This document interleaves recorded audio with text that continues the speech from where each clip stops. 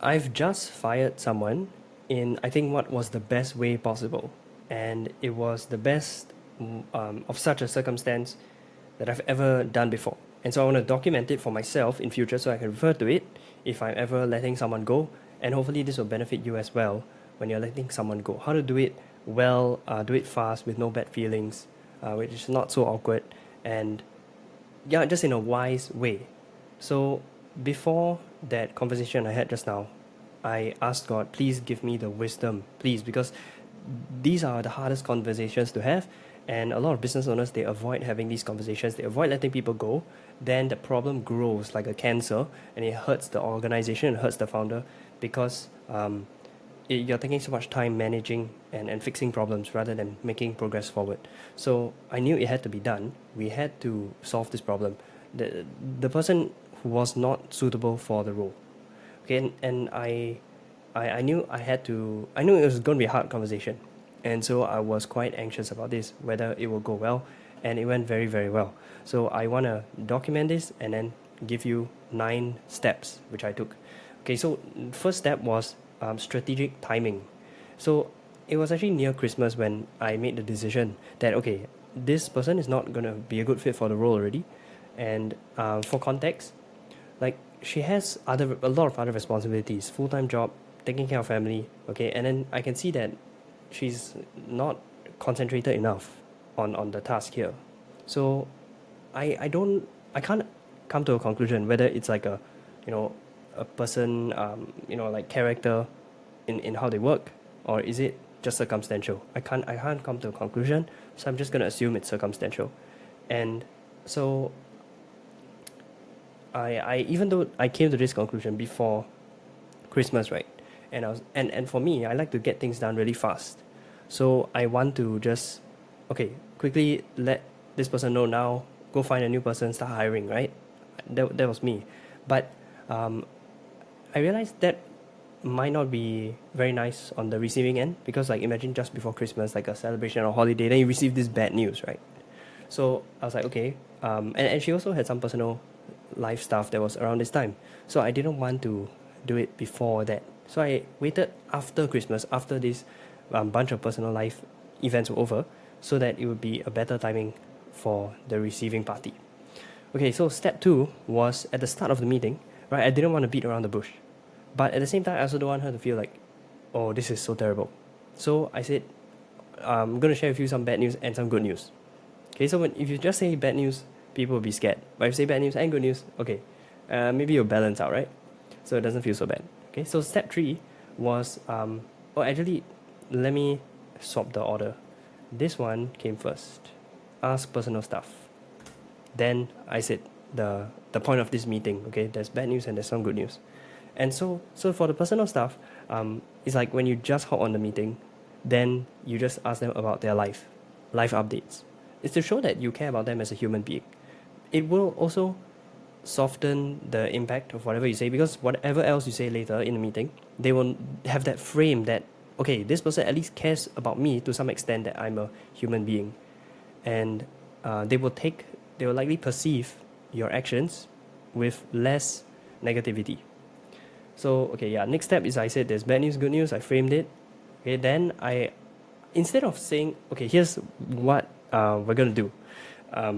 You've been bad, so we're gonna let you go, right? Instead of doing that, I said, how do you feel your performance has been impacted these past few months? Okay, because I know that she has like personal life events. She's handling a lot of stuff, responsibilities. So I asked her, okay, in light of that, how do you think your performance has been impacted? How do you feel it has been? And then so she admits the problem herself. It's instead of me saying you did this thing wrong, she's the one saying that I did these things wrong, or my performance has not been good, right? So she herself is admitting the problem. Then I don't have to argue that like I don't have to fight with the circumstance that I say you haven't been doing a good job. Then that person's like, huh? But I have been, So I don't want that kind of that kind of disagreement. So making the person themselves admit this just eliminates that argument. Okay, then I could say that, okay, because you've not been good, we're going to let you go, right? But that feels pretty bad if you're receiving it. And so Instead, I focus on how this role is not suitable for her. Okay, this role and the future of this role is not fitting with her life and her life circumstance. As a result, it will hurt her. So I don't focus on myself, on the company. I don't say like, because you haven't been doing well, you see, I waste my time. I have to manage you extra, and so that's why I have to let you go, because you're not benefiting me and the company. Okay, yes, that is one of the reason, right? But instead of focusing and talking about that, I chose to talk about how she would be negatively affected if she continues staying here. So it's about what's in it for her if she leaves, I'm trying to show her, hey, if you leave, it's actually good for you. It's a better option for you and your life. It's a better path for you to take if you leave. So I showed her how in the upcoming year, our workload will expand a lot. And now it may be quite little because we just started getting students for this batch, but it will expand to a lot more, probably double of last year. And so I'm not focusing on like, oh, you did this thing wrong, okay? I don't assume that, oh, it's because your character is this and that. But I just focus on how your life circumstances are like this. You won't have enough time to cope. So not only will you not be able to do the work because there's too much work, but it will hurt your life, it will hurt your other full-time job, it will hurt your family commitments. You won't be a present family member with them. And so I helped her to see that it's in her best interest to not continue in this role. Okay, then, so that was number 6. I show her how that would be way too much. Okay, then number 7 is I gave her a choice. Because see, at this point, when you tell someone that, okay, we're going to look for a replacement to take over your role, when you tell someone this, they may feel discouraged. They may feel like, okay, then what's the point of me putting in any effort anymore? Like, why not I just quit now? So I gave her a choice instead. Like, hey, you can just stop now, and someone else will get someone else to take over the task right now. But you can also have the choice of continuing your task, and we'll try not to give you lots of stuff. So it's just low workload until we find the next person. So the benefit of you continuing, and then I said the benefit is that you can still earn. These are still paid hours when you continue your task until we get the next person to take over.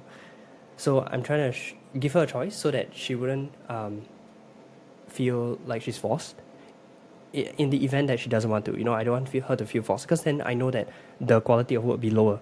But if you give a choice, then the quality of work will probably be higher, because she herself said, I want to do it. Okay, and then also, again, benefit of continuing is to earn money. I'm showing her how it benefits her, how it's in her own interest. Okay, then remember at the start I promised the good news, right? So now the good news. I said, oh yeah, and by the way, I'll leave you a good review on the freelance platform that we hire her from after you leave. Okay, so it's to show like it's also kind of reinforcing that, hey, if you continue doing your tasks until the next person, I will give you this as a reward. So it's like a reward that she can look forward to for still continuing her tasks. Okay, and I think this is a precarious period, right? Because if this person stops their tasks, I will have to find someone else to take over, and that means I have to use one of my staff that I currently have to take over these new responsibilities. And they may become overwhelmed. Or I might have to do it myself. That would be horrible, because my time is precious. I need to protect it. I need to do the most high level, biggest projects for the business. So that's why it's quite scary, because I want her to continue her task. I want her to. At the same time, I don't want her to feel forced, because if it's forced, then she'll do it badly. So that's why I said all this. I give her the benefit, and then I show her, hey, this is a reward, because I want her to continue working on the task. But it has to be from her own free will. That's why I asked her, do you want to? I give her a choice. And I also, okay, last point is to have a smoother transition, right? I need to know everything she's doing, all the tasks, and ensure that they can be easily taught to the next person. So I prefer that someone who is leaving will not directly teach someone who is coming in. That's what a lot of companies do, but I've read somewhere that when you do that, it's pretty dumb, because the person who's leaving probably has a bad attitude, right? or at least they won't be as excellent as you could be. So if you're getting a new person who's coming in to learn from them, then they may just think, oh, this is the standard, it's just average standard, okay? But if you find your best performer to train the new person, then they will think, okay, this is the standard, this is the norm, like this high level is the normal standard, it's their baseline now. So that's why you should always get a high performer to onboard a new person, a new employee. Yeah, and not directly use someone who's leaving to onboard. That would be horrible. So that's why I'm getting the one who's leaving to make tutorials so that indirectly the new person can learn from the tutorials.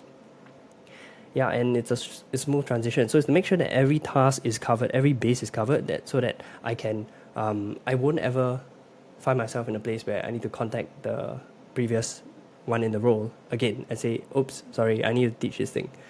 And like at that point, that person will be so done with this, like, because their mind is completely onto the next thing already.